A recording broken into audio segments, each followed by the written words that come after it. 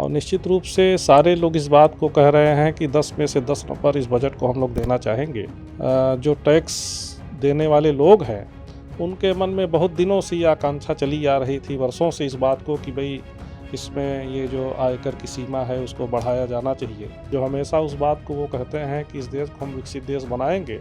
उसका road map इस budget में आपको दिखाई पड़ता है। बजट सत्र के चौथे दिन संसद के अंदर जमकर हंगामा देखने को मिल रहा है। दरअसल विपक्षी दलों की तरफ से लगातार ये मांग की जा रही थी कि महाकुंभ की जो घटना हुई उसको लेकर संसद के अंदर चर्चा होनी चाहिए। और आज संसद के अंदर जो अखिलेश यादव है, सपा प्रमुख, उन्होंने तमाम बातों का जिक्र भी किया महाकुंभ की घटना को लेकर और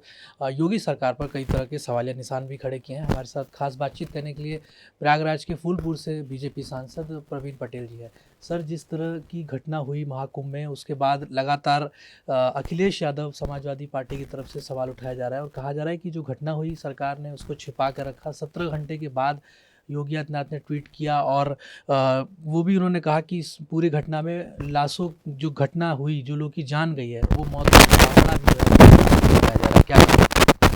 देखिए, सबसे पहले तो माननीय अखिलेश यादव जी को 2013 के उनके कार्यकाल में जो कुंभ का आयोजन हुआ था, उस समय जो घटना हुई थी उस पर भी उनको चर्चा करनी चाहिए, इसलिए कि उस कुंभ में जितने लोग भी आए थे उन लोगों ने इस बात को कहा कि राज्य की सरकार ने कोई व्यवस्था नहीं की है, कोई सफाई की व्यवस्था नहीं की है, कोई परिवहन की व्यवस्था नहीं की है,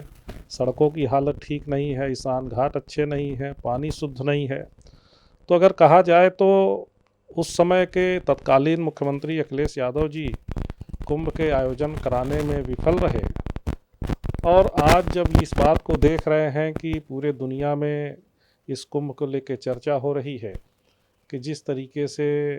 लगभग अभी जो आंकड़ा है कि करीब 35 करोड़ से लोग वहाँ स्नान कर चुके हैं, जिस तरीके से वहाँ का इंतज़ाम है, जिस तरीके से वहाँ साफ़ सफाई है, जिस तरीके से वहाँ लोगों को स्नान घाट और तमाम जो सुविधाएं लोगों को मिल रही हैं, वह उनको पच नहीं रहा है। और हम इस बात को भी कहना चाहते हैं कि जैसा कि आज पार्लियामेंट में उन्होंने इस बात को कहा कि भाई आंकड़ा छुपा रही है और भाजपा की सरकार जो है तमाम बातों को वो आरोप लगा रहे थे, तो हम उनसे ज़रूर इस बात को कहना चाहते हैं कि आप मुख्य विपक्षी दल हैं वहाँ उत्तर प्रदेश में, आपको भी इस बात को देखना चाहिए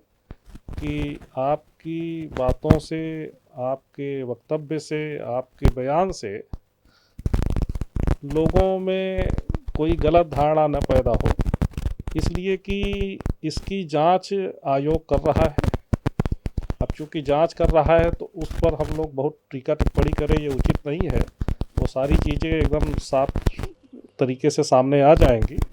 और निश्चित रूप से इस बात को भी हम कहना चाहते हैं, जो दुर्भाग्यपूर्ण घटना घटी है और जिस तत्परता के साथ प्रशासन और शासन ने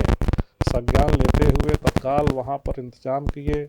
अस्पतालों में घायलों को पहुँचाया गया और जिस तरीके से क्विक कार्रवाई की गई कि किसी तरीके से किसी श्रद्धालु को कोई परेशानी न हो। और अभी तो तमाम जगह पर यह भी बातें आ रही हैं कि कहीं न कहीं सुनियोजित साजिश तो नहीं है, कहीं और बात तो नहीं है। तो निश्चित रूप से अभी आयोग जांच कर रहा है, उसके तथ्य आ जाने दीजिए, तब उस पर हम लोग कोई चर्चा करेंगे। अगर बात करें वहीं के सांसद भी हैं प्रयागराज से ही, तो मैं ये जानना चाहूँगा कि आपको क्या इनपुट मिला कि आखिरकार ये जो इतनी बड़ी घटना हुई उसके पीछे वजह क्या रही, क्या ऐसा कारण है कि इस तरह की घटना। देखिए, वहाँ पर जिस तरीके से विश्व स्तरीय इंतजाम रहा है और हम लोग तो चूँकि वह हमारे क्षेत्र के अंतर्गत ही आता है, 80% क्षेत्र जो है, और वहाँ पर स्नान घाट कई किलोमीटर के बनाए गए हैं, लोगों को वहाँ पर तमाम सुविधाएं दी गई हैं। उस दिन की जो घटना हुई है उसके पीछे जो कारण समझ में आते हैं कि यह तो कोई सुनियोजित साजिश हो सकती है। दूसरा कारण ये है कि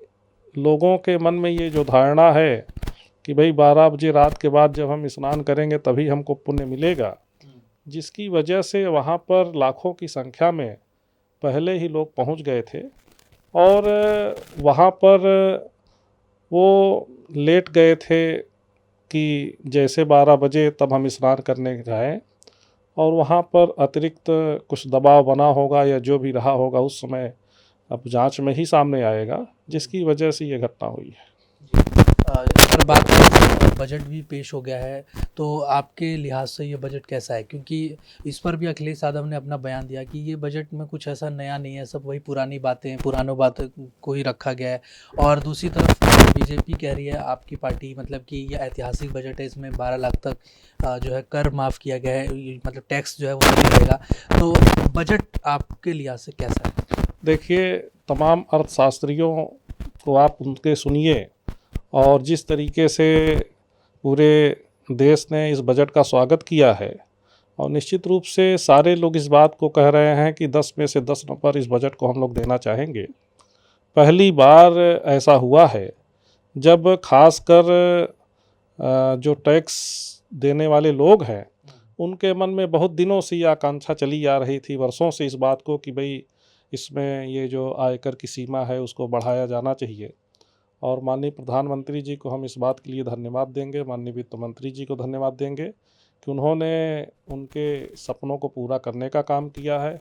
जहाँ पर मध्यम वर्ग को एक बड़ी राहत मिली है, वहीं पर किसानों के लिए यह बजट है, हमारे नौजवानों के लिए बजट है, हमारे व्यापारियों के लिए बजट है, हमारे गरीबों के लिए बजट है। अगर कहा जाए तो माननीय प्रधानमंत्री जी का जो विकसित भारत अभियान है, जो हमेशा उस बात को वो कहते हैं कि इस देश को हम विकसित देश बनाएंगे, उसका रोड मैप इस बजट में आपको दिखाई पड़ता है। आखिरी सवाल है, अब ऐसे में आप लोगों से क्या अपील करना चाहेंगे? अब जो भी घटना हुई उसके बाद अभी व्यवस्था तो काफ़ी बेहतर हो भी गई है, चीज़ों को अब संभाल लिया गया है, लेकिन फिर भी लोगों से कुछ अपील अगर आप करना चाहें महाकुंभ। देखिए, व्यवस्था पहले भी अच्छी थी, व्यवस्था अब भी अच्छी है, और निश्चित रूप से आप इस बात को देख सकते हैं कि घटना के बाद भी करोड़ों लोगों ने स्नान किया है, और प्रत्येक दिन कोई ऐसा दिन नहीं है जहाँ पर वहाँ पर 1 करोड़ से कम लोग वहाँ पर रहे हों। अभी बसंत पंचमी का स्नान हुआ है जिसमें लगभग 2.25 करोड़ लोग वहाँ पर स्नान किए, और लगातार इतने श्रद्धालुओं का आना ये दिखाता है कि वहाँ के इंतज़ाम को लेके, वहाँ की व्यवस्था को लेके जो आम भारतीय है, जो श्रद्धालु हैं, वो पूरे तरीके से निश्चिंत है कि सरकार हमारे को पूरी व्यवस्था दे रही है। जी, धन्यवाद सर। ठीक है। तो ये हमने बातचीत की प्रयागराज के फतेहपुर से बीजेपी सांसद प्रवीण पटेल से, जिन्होंने तमाम बातों का जिक्र किया और बताया कि महाकुंभ की जो घटना हुई उसके बाद भी, और अगर देखा जाए तो सरकार की तरफ से व्यवस्थाओं का पूरा इंतजाम किया गया है, लेकिन फिर भी दुर्भाग्यवश जो घटना हुई उसको लेकर सरकार ने तत्परता से कार्रवाई भी करी, और जो भी उसमें घायल थे या जो मृतक थे उनको अस्पताल भी पहुँचाया गया। और सरकार अपने स्तर पर अभी भी जो है पूरी तरह से सचेत है, और आने वाले समय में भी हर दिन जो है अगर देखा जाए तो महाकुंभ में करोड़ों लोग जो है श्रद्धालु वो वहाँ पे डुबकी लगा रहे हैं, और लोगों का जो विश्वास है वो सरकार के प्रति बना हुआ है। वीडियो जर्नलिस्ट अभिमन्यु के साथ में हिमांशु दुबे, Daily 24 भारत, दिल्ली।